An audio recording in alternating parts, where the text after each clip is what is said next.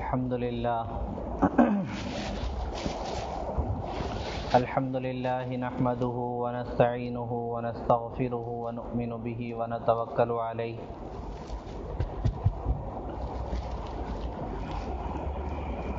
ونعوذ بالله من شرور أنفسنا ومن سيئات أعمالنا من يهده الله فلا مضل له ومن يضلله فلا هادي له ونشهد أن لا إله إلا الله وحده لا شريك له ونشهد أن سيدنا وسندنا وحبيبنا ونبينا ومولانا محمدا عبده ورسوله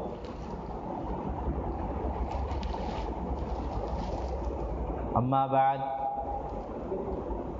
فقد قال عز وجل في القرآن المجيد بعد أعوذ بالله من الشيطان الرجيم بسم الله الرحمن الرحيم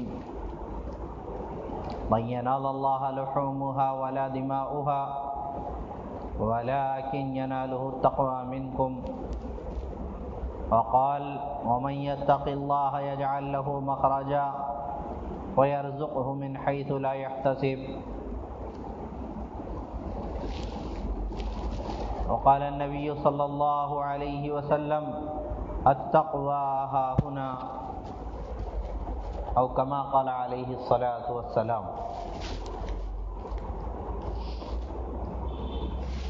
میرے محترم بزرگوں، عزیز ساتھیوں،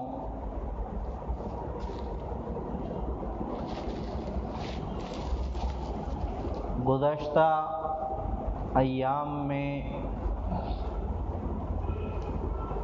ایک عظیم الشان امر اور عبادت جو گزری تھی وہ قربانی کی تھی۔ عید کی شکل میں جس طریقے سے ہم نے جانور کو قربان کیا،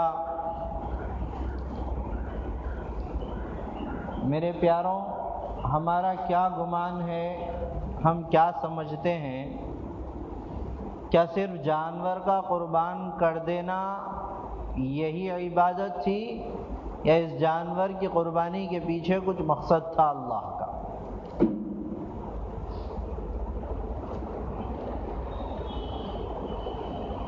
اس بات کو سمجھنا ہے کہ آخر جانور کو ذبح کر کے، قربانی دے کر کے اللہ کا مقصود کیا ہے، کیا چاہتے ہیں اللہ پاک اس کے ذریعے سے؟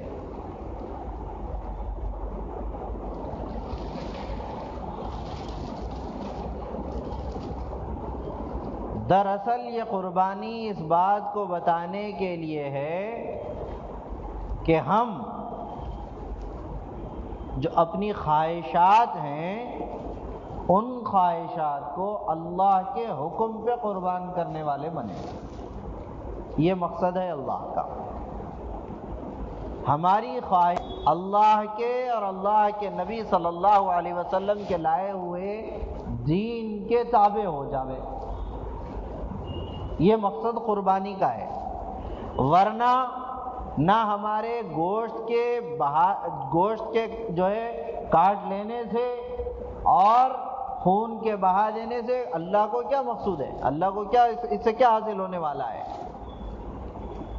اصل مقصد کچھ اور ہے، جس کو اللہ نے بھی قرآن کے اندر میں صاف صاف اعلان کر کے فرما دیا۔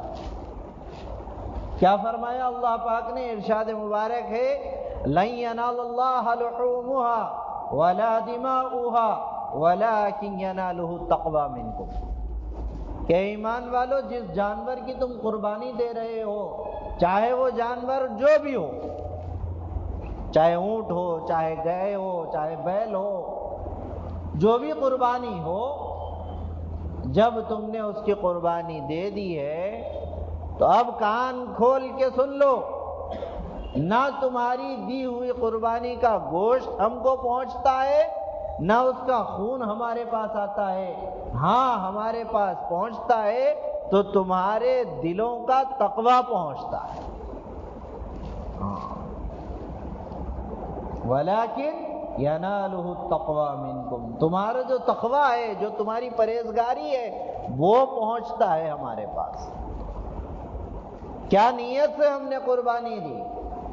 قربانی تو عالی شان جانور کی دی ہے، لیکن نیت میں کھوٹ تھا، لوگوں کو دکھلاوے کے لیے قربانی کیا کہ بھائی ہم نے فلاں جو ہے صاحب نے اتنے لاکھ کا بکرا قربان کیا، پیپر میں اشتہار دیے، نیت میں کھوٹ تھا تو 5 لاکھ کا بکرا کاٹ کر جہنم کے مستحق ہو گئے۔ ہاں،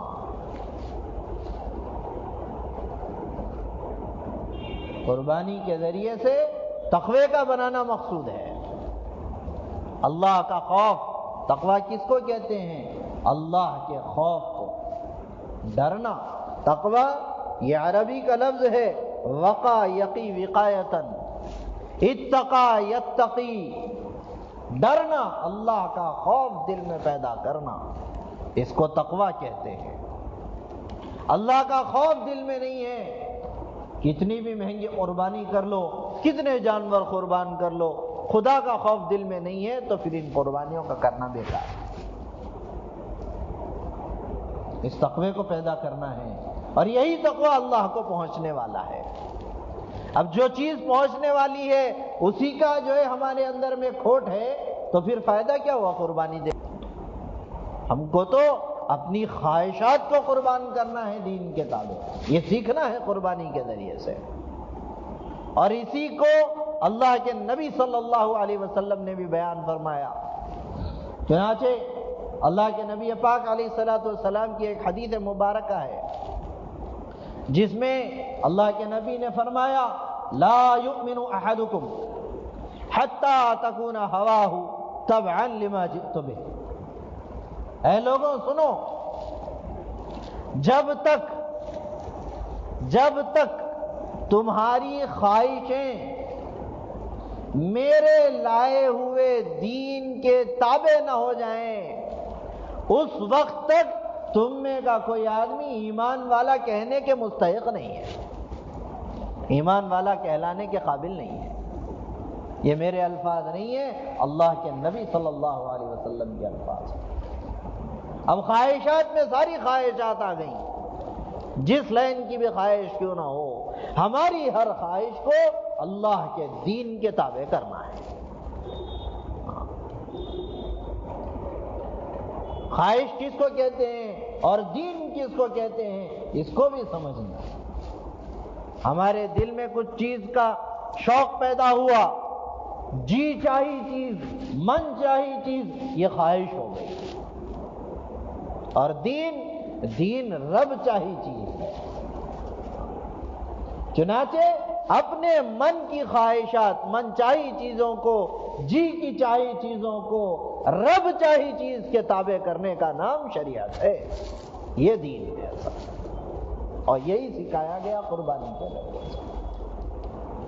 اللہ کا ڈر پیدا کرنا، یہ کب ہوگا؟ کب ہمارا دل اللہ کے حکم کے تابع ہوگا؟ جب اللہ کا خوف دل میں آئے گا، اللہ کا ڈر پیدا ہوگا، اللہ کے دیکھنے کا استحضار ہوگا، ہر حال میں یہ خیال ذہن میں رہے گا کہ میں اس کام کو کر رہا ہوں اور اس کام کے کرتے وقت میں میرا اللہ مجھے دیکھ رہا ہے۔ جب اللہ کا خوف آئے گا تو پھر تقوی بھی دل میں پیدا ہوگا۔ اللہ کا خوف دل میں نہیں ہے تو پھر تقوی نہیں آئے گا میرے پیاروں، خوف نہیں آئے گا۔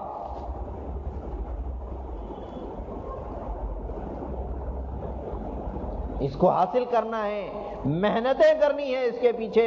جس طریقے سے دنیا کو بنانے کی ہم محنت کرتے ہیں، ایسے ہی تقوی کو بنانے کی محنت کرنا پڑتا ہے، تاکہ ہمارے دلوں کے اندر میں جو دنیا کی گندگی رچ بس گئی ہے، پیدا ہونے سے لے کے اب تک دنیا کی خواہشات کے تابع چلتے آئے اور اتنا چلے کہ اللہ کی کوئی خواہش کا ہمارے پاس کوئی مقام نہیں، اللہ کی کسی مرضی کا ہمارے پاس، اللہ کے کسی مرضی کی ہمارے پاس کوئی اہمیت نہیں، نہ اللہ کے نبی صلی اللہ علیہ وسلم کے کسی حکم کی ہم کو پرواہ ہو گئی۔ یہ حال ہمارا ہو گیا۔ اب جب دل گندا ہو گیا دل کے اندر میں اللہ کے احکامات کی، اللہ کے نبی کے طریقوں کی کوئی اہمیت باقی نہیں رہی، تو اب اس دل کو بنانے کی فکر کرنا ہے، اس دل کے اندر میں تقوی کو پیدا کرنے کی فکر کرنا ہے۔ ہاں، اس کے لیے محنتیں ہیں، اور محنت کیا ہے؟ اللہ والوں کی صحبت میں رہنا، وقت فارغ کرنا، اپنا وقت نکال کر دل کو بنانے کی فکر کرنا۔ تقوی دل سے بنتا ہے، تقوی کا جو تعلق ہے، جو کنیکشن ہے، وہ دل سے ہے۔ اسی لیے میں نے جو حدیث بیان کی خطبے کے شروع میں، اللہ کے نبی پاک علیہ الصلوۃ والسلام نے امت کے سامنے اس بات کو بھی کھلے طریقے سے بیان فرمایا، اپنے دل کے طرف اشارہ کیا، ہاتھ رکھ کر فرمایا التقوی ہا ہنا، سنو، تقوی زبانوں پہ محدود رہنے والی چیز نہیں ہے، تقوی تو تمہارے دل کی چیز ہے، دل کے اندر کی بات ہے۔ لباس متقیوں والا ہے، حلیے سے بہت بڑے بزرگ لگ رہے ہیں، چہرے پہ داڑھی ہے، لیکن دل میں اللہ کا خوف نہیں ہے، تو پھر یہ فرعونیت ہے، یہ شریعت نہیں ہے۔ ہاں، داڑھی تو فرعون کے بھی تھی، دل کے اندر میں اللہ کا خوف ہو، ہاں، اللہ کا خوف پیدا کریں۔ اس سے ہرگز اس بات کو جو ہے بڑھاوا نہیں دیا جا رہا کہ داڑھی نہیں رکھو، اس کا یہ مطلب نہیں ہے۔ بتا رہا ہوں، جب ہم نے اپنا حلیہ درست کیا، اپنے حالات درست کیے، جب ظاہر ہم نے بنا لیا، تو جس چیز کو اصل بنانا مقصود ہے اس کو بھی بنانا ہے، بلکہ اسی کو پہلے بنانا۔ وہ کیا ہے کہ دل ہمارا بن جائے، میرے دل کے اندر میں اللہ کا خوف آ جائے۔ اللہ پاک ظاہر کے فیصلے نہیں کرتے، اللہ فیصلے دلوں پہ کرتے ہیں، دل کے اوپر فیصلے ہوتے ہیں اللہ کے۔ اسی لیے صحابہ اکرام کی دعاؤں میں یہ بات ملتی تھی، صحابہ دعا کرتے تھے کہ اے اللہ ہمارے ظاہر کو ہمارے باطن سے زیادہ پاکیزہ، ہمارے باطن کو ہمارے ظاہر سے زیادہ پاکیزہ بنا دے، اور ہمارا ظاہر جو ہے تو بہت زیادہ چمکا ہے۔ یہ صحابہ کی دعاؤں میں آتا تھا۔ اس دل کو بنانے کے لیے وہ محنتیں کرتے تھے، خانقاہوں کا نظام تھا، بزرگوں کے پاس جاتے تھے، بیعت ہوتے تھے، اپنے نفس کو مارتے تھے، اپنے خواہشات کی قربانی دیا کرتے تھے۔ آج ہم نے بجائے اپنی خواہشات کی قربانیاں دینے کے اللہ کے حکموں کو مٹا دیا۔ اللہ کا دین، اللہ کی شریعت ہمارے گھروں سے مٹ گئی، اللہ کے نبی کی محبتیں، ان کی سیرتیں، ان کے اعمال ہماری زندگیوں سے نکل گئے، اور ہمارے دل میں ذرا سا بھی بے چینی نہیں، ذری سی بھی ہمارے دل کے اندر میں کیفیت کا کوئی عالم نہیں۔ یہ دلوں کے مردہ ہونے کی علامت ہے، دلوں کے مردہ ہونے کی علامت ہے۔ اس دین کو زندہ کرنا ہے تو دل کو بنانا ہے، دل ہی سے تڑپ پیدا ہوگی اور دل ہی میں تقویٰ پیدا ہوگا۔ دل نہیں بنے گا میرے پیاروں، تقویٰ پیدا نہیں ہوگا۔ تقویٰ کب آئے گا؟ جب دل سدھرے گا۔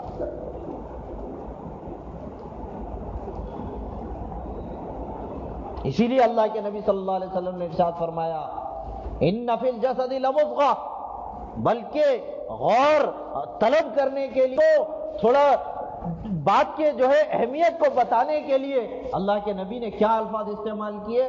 الا، الا، یہ عربی کا لفظ ہے، اس کا کیا مطلب؟ کان کھول کے توجہ سے سنو۔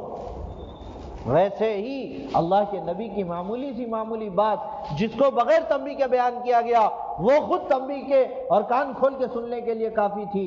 پھر یہاں پر جب حکم ہو گیا کان کھولنے کے سننے کا، تو ہم اندازہ لگائیں اللہ کے نبی کتنی اہم بات بتا رہے ہوں گے، جس کو پہلے سے تنبیہ دی جا رہی ہے۔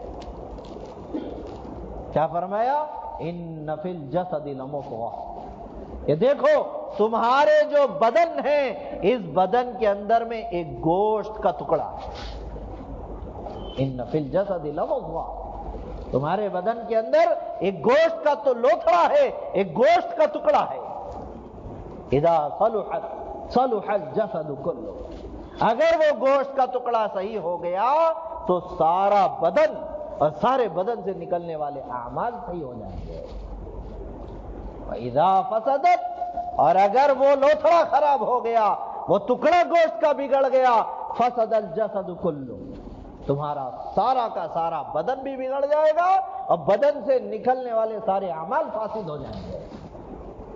الا وہی القلب، پھر فرمایا سنو سنو، وہ کوئی اور چیز نہیں، وہ ٹکڑا تمہارا اپنا دل ہے، تمہارا دل۔ اس دل کو بنانے کی محنت کرنا ہے، اللہ کے نبی کی محبت اور ان کے اعمال پہ چلنا، ان کی بتائی ہوئی سیرت کو اختیار کرنا، اس سے دل بنتے ہیں۔ دلوں کو بنانے کا ذریعہ ہے۔ اللہ والوں کی صحبت اسی لیے ضروری ہے، بڑوں کے پاس، بزرگوں کے پاس جانا، ان کے پاس جا کر کے دین سیکھنا، یعنی کچھ وقت فارغ کرنا اپنے دین کو سیکھنے کے لیے، چاہے وہ کسی بھی شکل میں کیوں نہ ہو۔ جیسے دنیا کی بنانے کے لیے، پیسہ کمانے کے لیے وقت فارغ کرتے ہیں، میرے پیارو یہ دنیا تو ختم ہونے والی چیز ہے، ختم ہونے والی چیز کے پیچھے ہم دوڑ دھوپ کرتے ہیں، محنتیں کرتے ہیں، جو چیز ہمیشہ باقی رہے گی، جس چیز کے اوپر ساری چیزوں کے اللہ کے یہاں فیصلوں کا دار و مدار ہے، ہم نے اس چیز کو بنانے کے لیے کیا محنتیں کی، کیا ہم اس کے لیے وقت فارغ نہیں کر سکتے؟ اصل تو وہ ہے، یہ دنیا تو نقلی ہے، ختم ہونے والی چیز ہے۔ جہاں ہم نے اس کی محنت کی، ہم نے دنیا کی محنت کو اتنا آگے بڑھا دیا کہ دین کو بالکل پیچھے چھوڑ دیا۔ ہونا تو یہ چاہیے تھا، کم سے کم ہم دین کی محنت آگے نہیں بڑھاتے تو کم سے کم بیلنسنگ میں تو رکھتے کہ جتنا وقت دنیا کو بنانے کے لیے دیا اتنا ہی وقت دین کو بنانے کے لیے دیتے، بیلنسنگ تو رکھتے۔ لیکن ہماری جو ہے ہمارا مسئلہ یہ اجڑ گیا کہ ہم نے دین کے بنانے کا جو ہے وقت ہے، جو فارغ وقت ہے، اس کو کم کر دیا، دنیا کو بنانے کا وقت زیادہ لگا دیا، اور اس کا احساس بھی نہیں پیدا ہو رہا۔ دین بگڑتا جا رہا، خود کا بھی بگڑ رہا، لوگوں کا بھی بگڑ رہا، کوئی احساس دل میں نہیں، اور اس خوش فہمی میں ہے کہ ہم نے کلمہ پڑھ لیا ہے، اب تو ہم جنت کے ٹھیکیدار بن گئے۔ یاد رکھ لو، بہت اچھی طریقے سے یاد رکھ لو، صرف کلمہ پڑھ لینا اگر جنت کے لیے کافی ہو جاتا، میرے پیاروں مجھے بتاؤ کہ اللہ کے نبی کے زمانے کے جو غیر مسلم تھے، ابو جہل، ابو لہب، یہ لوگوں کو کیا کلمہ پڑھنا کیا مشکل تھا ان کو؟ صرف اگر زبان کا اعتبار ہو جاتا تو کیا ان کو کلمہ پڑھنا نہیں آتا تھا؟ وہ تو عربی دان تھے، وہ صرف کلمہ پڑھ لیتے جنت کے ٹھیکیدار ہو جاتے۔ انہوں نے کلمہ کیوں نہیں پڑھا؟ کیوں نہیں انہوں نے کلمہ پڑھا؟ ان کو معلوم ہے کہ یہ کلمہ صرف زبان کے بول نہیں ہے، بلکہ اس کے پیچھے ایک پوری شریعت ہے جس کے ہم کو تابع ہونا پڑے گا، اور اس تابع ہونے کے لیے محنت کرنا پڑے گا، جیسے صحابہ نے محنتیں کی، جیسے صحابہ نے محنتیں کی۔ اسی اتباع کا نام دین ہے، اسی اتباع کا نام دین ہے۔ اس کے لیے محنتیں ہیں میرے پیاروں۔ کیسی محنتیں؟ ایسے ہی محنت کرنا جیسے اللہ کے نبی کے صحابہ نے محنتیں کی ہیں۔ کیسی محنتیں ان کی تھی، کیسا اپنا وقت کو فارغ کیا تھا، نہ اپنی اولادوں کو دیکھا، نہ ان کو، وہ تو دنیا کے اعتبار سے بے فکر تھے، ان کے دل میں یہ بات رچ بس گئی تھی کہ یہ دنیا ختم ہونے والی چیز ہے، اصل باقی رہنے والی چیز آخرت ہے، تو جو باقی رکھنا ہے اس کے پیچھے محنتیں کرنا، وہ ان کے ایمان کا اعلیٰ درجہ تھا۔ شریعت آپ سے یہ نہیں کہتی کہ دنیا کی پوری محنت چھوڑ دو اور پورا کا پورا دین کے لیے لگ جاؤ، نہیں، ہمارا ایمان کمزور ہے، ہونا تو اصل وہی چاہیے تھا، لیکن ایمان کے کمزوری کی بنیاد پہ شریعت نے ہم کو ڈھیل دی ہے، اللہ نے ہم کو موقع دیا ہے کہ ہاں نکالو، دنیا کے بھی بنانے کے لیے وقت نکالو، دنیا کمانا کوئی خراب چیز نہیں ہے، لیکن اس دنیا کو دل میں بسانا خراب چیز ہے۔ دنیا کمانا اگر خراب ہوتا تو حضرت عثمان رضی اللہ تعالیٰ عنہ کا تذکرہ مالدار صحابہ میں کبھی نہیں ہوتا، وہ بڑے بڑے مالدار صحابہ تھے، ان کے خزانے بہت تھے، ان کے پاس اللہ نے بہت مال رکھا تھا۔ مال کا کمانا کوئی خراب چیز نہیں ہے، مال کے محبت کو دل میں پیدا کرنا یہ خراب چیز ہے۔ محبت اللہ کی ہو. یہ دل اللہ کا گھر ہے، دنیا کا گھر نہیں ہے.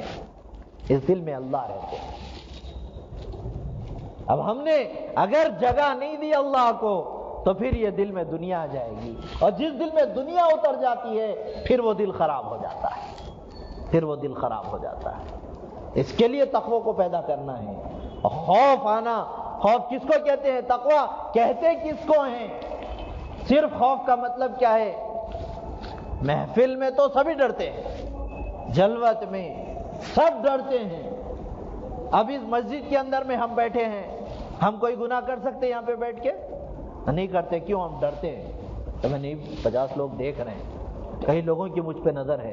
اس کو تقوی نہیں کہتے. تقوی کس کو کہتے ہیں؟ تنہائی میں ہو، اللہ کے علاوہ کوئی دیکھنے والا نہ ہو، وہاں گناہ سے بچیں. یہ تقوی ہے، یہ تقوی ہے.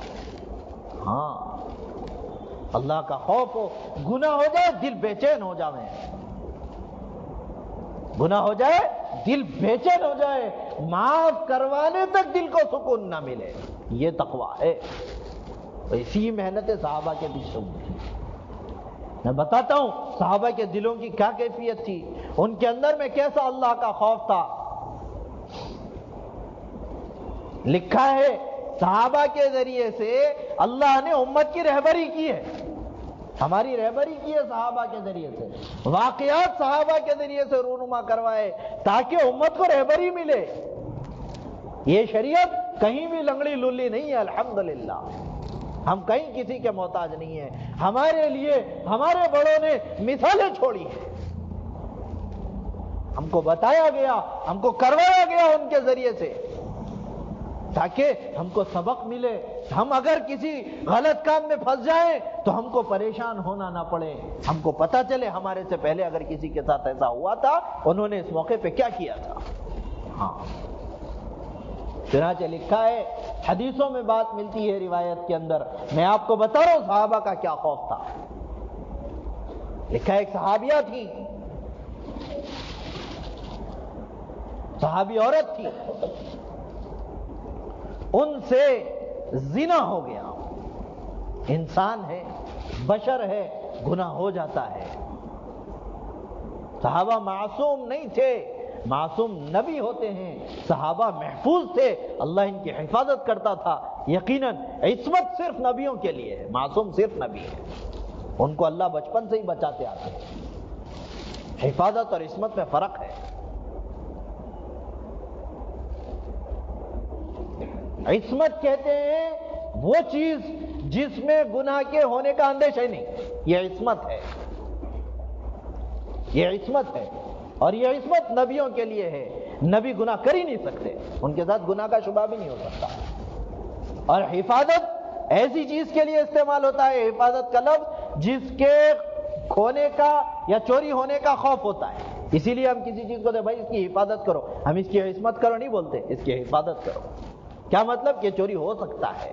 یہی حال صحابہ کا تھا، ان کی حفاظت اللہ کر رہے تھے لیکن خوف تھا ان کے بگڑنے کا، لیکن اللہ کی حفاظت میں تھے. اور حفاظت میں اللہ کی تھے تو ان کے دل کے برے ارادے کو بھی اللہ صحیح کر دیتے تھے. کیوں؟ حفاظت اللہ کی تھی. انسان ہونے کے ناطے برا ارادہ آ سکتا ہے. میں صحابہ کی توہین نہیں کر رہا، میں تو ان کی عظمت بتا رہا ہوں تو وہ کتنے بڑے تھے. چنانچہ لکھا ہے ایک صحابی عورت سے زنا ہو گیا. تو اب اللہ کا خوف دیکھیں. زنا کس حال میں ہوتا ہے بھائی؟ سب کے بیچ میں ہوتا ہے کیا؟ ارے بولو نا، سب کے بیچ میں تھوڑی نہ ہوتا ہے. وہ تو رات کے اندھیریوں میں ہوتا ہے جہاں کسی کی نظر نہیں پڑتی، کرنے والا بھی کسی کو نہیں بتاتا اور جس کے ذریعے سے ہو گیا وہ بھی نہیں بتاتا. یہ تو حفاظت چھپانے والی چیز تھی. لیکن ان کے دلوں کی تعمیر اللہ کے نبی نے کی تھی. وہ دلوں کی تعمیر کس نے کی؟ ان کے دل کس نے بنائے؟ اللہ کے نبی نے بنائے تھے. ان کے دلوں پہ محنت اللہ کے نبی کی ہوئی تھی. چنانچہ اس کا کیا تقاضا تھا کہ وہ بے چین ہو جاتے. اور اسی تقاضے کی بنیاد پہ یہ صحابیہ جب صبح ہوئی تو اپنے گناہ پہ بڑی بے چین ہو گئی کہ ہائے مجھ سے یہ کیا ہو گیا، کتنا خطرناک جرم مجھ سے صادر ہو گیا. وہ چاہتی تو اس بات کو چھپا سکتی تھی، کوئی دیکھنے والا نہیں تھا، لیکن ان کے دلوں کا کیا عالم تھا کہ ان کے گناہ ان کو بے چین کر دیتے تھے. جب تک معافی کی کوئی شکل نہیں نکلتی وہ چپ نہیں بیٹھتے تھے. چنانچہ لکھا ہے حدیث کے اندر، خود چلتے ہوئے یہ صحابیہ اللہ کے نبی کے پاس آئی. ہاں، کوئی شکایت نہیں پیش ہوئی، کوئی ایف آئی آر نہیں درج ہوا، کسی نے آ کے شکایت نہیں کی کہ ان سے یہ ہوا ان سے وہ ہوا، نہ، وہ تو خود آئیں اللہ کے نبی کے پاس. آ کر کے کہنے لگی کہ یا رسول اللہ انی زنیت، اے اللہ کے نبی مجھ سے زنا ہو گیا. کھلا صاف بات بتا دیا، چھپایا نہیں. آج ہم ہوتے، کوئی ہم سے گناہ ہوتے، ہم کتنا چھپاتے، ہم سے چھپاتے، بہانے بناتے. لیکن ان کا کیا عالم تھا ان کے دلوں کا، آ کر کے صاف صاف کہہ دیا. وہ بھی نبی تھا، وہ بھی اللہ کا نبی تھا، اور کیسا نبی، قربان گئے ان کے جذبات کے. ان کو معلوم تھا کہ اگر یہ واقعی میں اس سے زنا ہو گیا تو پھر اب اس کی سزا کیا ہے، سنسار کر دیا جائے گا. وہ تو رحمت بنا کر کے بھیجے گئے تھے، وہ کہاں کسی کی تکلیف کو برداشت کر سکتے. جب ان کے پاس یہ شکایت لے کے آئیں تو اللہ کے نبی نے بہانہ بنایا اور اپنے چہرے کو دائیں جانب پھیر لیا تاکہ وہ یہ سمجھے کہ میں نے نہیں سنا اور وہ چلی جائے. اس کا ہے معاملہ، اللہ کا ہے، وہ دونوں سالو کر لیں اس کیس کو. چہرے کو پھیر لیا. لیکن وہ اللہ کی بندی اس جانب آئی، اس نے وہاں سے اشارہ کیا، یا رسول اللہ انی زنیت، مجھ سے زنا ہو گیا. اللہ کے نبی پھر جو ہے بات کو انجام بننے کی کوشش کیے، اپنے چہرے کو بائیں جانب موڑ لیا تاکہ ابھی بھی وہ اللہ سے معافی مانگ لے اور بات ختم ہو جائے. انہوں نے چپ نہیں بیٹھا. ہم اور آپ ہوتے تو چلو بھائی 2 بار انجان مار دیے، اپن نکل کے چلے جائیں گے. ہوتا نہیں، ارے انجان بن گئے، اللہ کے نبی نے انسنی کر دی، ہم چلو نکل کے چلے جائیں گے.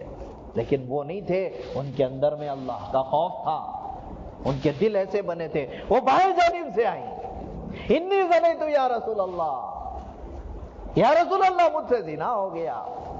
پھر بھی اس بات کو ٹالنے کی کوشش کی. اللہ کے نبی صلی اللہ علیہ وسلم نے کیا کہا؟ نہیں، تم سے شبہ ہوا ہوگا، زنا نہیں ہوا ہوگا، تم سے شبہ ہوا ہوگا، تم کو بس ایسے ہی جو ہے وہ ہو گیا ہوگا، تم شبہ میں مبتلا ہو گئے، زنا نہیں ہوا ہوگا. دیکھ لو اچھی طریقے سے، غور کر لو. کتنا بات کو ٹالنے کی کوشش، کتنی رحمت تھی اللہ کے نبی کے اندر، کیسے رحیم تھے، کیسے مشفق تھے امت کے اوپر. تو ان صحابیہ نے کہا نہیں یا رسول اللہ، زنا ہی ہوا ہے، اور اس کی علامت، اس کا پروف یہ ہے کہ اس زنا کے ذریعے سے مجھے حمل ٹھہر گیا، میرا حمل ہے. اب مجھے قصاص کا حکم دے دیجئے. میری گردن، اس زمانے میں زنا کی کیا سزا تھی؟ سنگسار کر دیا جاتا تھا. سنگسار کس کو کہتے ہیں؟ زمین میں گڑھا کھود کر آدمی کو اتار دیا جاتا تھا، سارا بدن زمین کے اندر ہوتا تھا، اتنا سر باہر ہوتا تھا، لوگ پتھر مار مار کے ختم کر دیتے تھے سر. یہ اس زمانے میں سزا تھی. جب انہوں نے صاف صاف بات کہہ دی، اللہ کے نبی صلی اللہ علیہ وسلم کی آنکھوں سے آنسو جاری ہو گئے.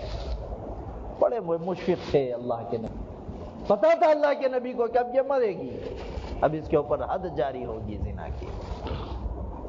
اللہ کے نبی نے پھر بھی بات کو ٹالنے کی کوشش کی کہ تاکہ معاملہ اس کا اللہ کا ہے، دفعہ کتنا امت کو اللہ کے نبی ڈھیل دے رہے ہیں. دیکھو، انہوں نے کہا کہ اچھا زنا تو نے کیا، گناہ تجھ سے ہوا، غلطی تجھ سے ہوئی، یہ تیرے پیٹ میں جو حمل پل رہا ہے اس کا کیا قصور ہے، اس کا کیا قصور ہے؟ جب وہ بچہ پیدا ہو جائے جب دیکھا جائے گا. اب یہ صحابیہ چلے گئیں. 9 مہینے کے بعد جب بچہ پیدا ہو گیا، خود لے کر بھاگتے آئی ہیں. بچے کو، پیدا شدہ بچے کو لے کے اللہ کے نبی کے بارگاہ میں حاضر ہو گئی. یا رسول اللہ، یہ بچہ پیدا ہو گیا، 9 مہینے میں 1 سیکنڈ بھی میرے دل کو چین نہیں تھا کہ اگر میں اس حال میں مر گئی تو اللہ کو کیا منہ دکھاؤں. یہ صحابہ کے دلوں کا عالم تھا.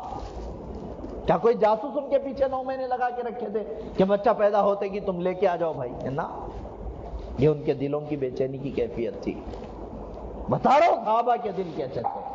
جب یہ آئے بچے کو لے کر اللہ کے نبی صلی اللہ علیہ وسلم نے پھر بہانہ بنایا کہ یہ تو ابھی معصوم ہے، خود اپنے ہاتھوں سے کھا پی بھی نہیں سکتا، جب یہ کھانے پینے کے قابل ہو جائے جب آنا، جب اس کا دودھ چھوٹ جائے گا۔ شفقتیں دیکھو، اس بات کے ذریعے سے بھی ہم کو یہ سبق ملتا ہے کہ دوسروں کی غلطیوں کو چھپانا سیکھیں، دوسروں کی غلطیوں کو دبانا سیکھیں۔ اللہ کے نبی بار بار اس بات کو دباتے جا رہے تھے، اور ہمارا کیا عالم ہے، کسی کی بات معلوم ہو گئی 50 لوگوں میں اس کو بولتے پھرتے، ارے آپ کو نہیں معلوم انہوں کیا کرے۔ کتنا فرق ہے ہمارے اندر اور ہمارے نبی کی تربیت کے اندر۔ وہ کیسی تربیت کر کے گیا اور ہم کیا کر رہے ہیں۔ کھلے دل سے ہم سوچیں کہ یہ چہرہ لے کے کیسے ان کے دربار میں حاضر ہوں گے۔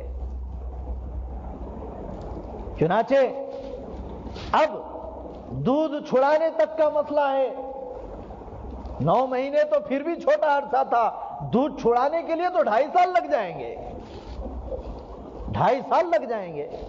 اب کیا کیفیت ہوگی ان کی۔ چنانچہ 2.5 سال صبر کیا، دل کو اسی بے چینی کے عالم میں جب 2.5 سال کا بچہ ہو گیا اس نے دودھ چھوڑ دیا، جب خود بھاگتے ہوئے آئی ہیں، یہ کسی کو لانا نہیں پڑا۔ 2.5 سال کے اندر میں دل کو سکون نہیں ملا۔ چنانچہ جب اللہ کے نبی نے مجبوراً حکم دیا کہ ہاں بھائی لے جاؤ، اب سنگسار کر دو، اب سنگسار کر دو۔ لکھا ہے حدیث میں ان صحابیہ کو زمین میں اتار دیا گیا، اتارا نہیں گیا بلکہ خود خوشی خوشی اتری گڑھے کے اندر، خود خوشی خوشی اس گڑھے کے اندر اتری، اپنے ہاتھ سے اپنے بدن پہ مٹی ڈالنے لگی۔ یہ ان کے دل کا عالم تھا، اپنے ہاتھ سے، کیوں خوش ہو رہی تھی یہاں سزا مل جائے گی، معافی کا ذریعہ ہو جائے گا، اگر مر جاؤں گی اسی حال میں بغیر توبہ کے، بغیر قصاص کے، اللہ کو کیا منہ دکھا سکتی، اللہ کے پاس جہنم میں جلنا پڑے گا۔ چنانچہ جب سنسار ہوا، پتھر پڑے سروں کے اوپر، سروں سے جو ہے پھٹ کر کے خون نکلا۔ ایک صحابی جن کے بارے میں ملتی ہے روایت، ایک صحابی سامنے کھڑے تھے، بڑے جلیل القدر صحابی تھے، اس عورت کے خون کا چھیٹا ان صحابی کے بدن پہ اچھلا تو ان صحابی کے چہرے پہ بگاڑ آ گیا، چہرہ بگاڑ لیا، بری سی شکل بنا دی، اور شاید دل میں یہ گمان آیا ہوگا کہ اس گندی عورت کا خون میرے بدن پہ اچھل گیا۔ تو اللہ کے نبی صلی اللہ علیہ وسلم نے ان کی اس کیفیت کو تاڑ لیا، محسوس کر لیا، اور کہنے لگے، ارشاد فرمانے لگے، غصے کی عالم میں اللہ کے نبی صلی اللہ علیہ وسلم کا چہرہ لال ہو گیا، بڑے غصے میں آ گئے اور ان کا گریبان پکڑ کے جھنجھوڑا اور کہنے لگے، خبردار اس عورت کے تعلق سے اگر کوئی خراب خیال تم نے اپنے دل میں لایا، اس عورت نے اللہ کی قسم اور محمد صلی اللہ علیہ وسلم کے قبضے میں جس کی جان ہے اس کی قسم، اس عورت نے ایسی توبہ کر لی، ایسی توبہ کر لی کہ اگر اس کی توبہ کو سارے مدینے پہ تقسیم کر دو تو سارے مدینے میں رہنے والوں کی مغفرت ہو جائے گی۔ یہ صحابہ کے دلوں کا عالم تھا، یہ ان کے دل بنے ہوئے تھے، یہ تقوی ان کے دلوں کا تھا، جب جا کے اللہ نے قیامت تک کے لیے ان کو نمونہ بنا دیا۔ ہمارے لیے رہبر ہیں، ہمارے لیے نمونہ، یہ چپ کے نہیں بنے، ان کے دلوں پہ محنتیں ہوئی تھیں، انہوں نے اپنے نفس پہ محنتیں کی تھی، اس بقرعید کے ذریعے سے، قربانی کے ذریعے سے اپنی خواہشات کو مٹانا، اللہ کے دین کے تابع کرنا اور اس دل کو بنانا ہی مقصد ہے۔ میرے پیاروں، ہم یہ نیتیں کریں، ارادے کریں کہ انشاءاللہ جتنا وقت ہم نے دنیا کو بنانے کے لیے دیا اتنا ہی وقت انشاءاللہ ہم فارغ کر کے اپنے دل کو بنانے کے لیے بھی دیں کریں گے انشاءاللہ۔ اللہ مجھے آپ کو ساری امت کو کہنے سننے سے زیادہ عمل کی توفیق دے۔ جن حضرات نے سنتیں نہیں پڑھی ہیں سنتیں پڑھ لیں۔ سبحان اللہ۔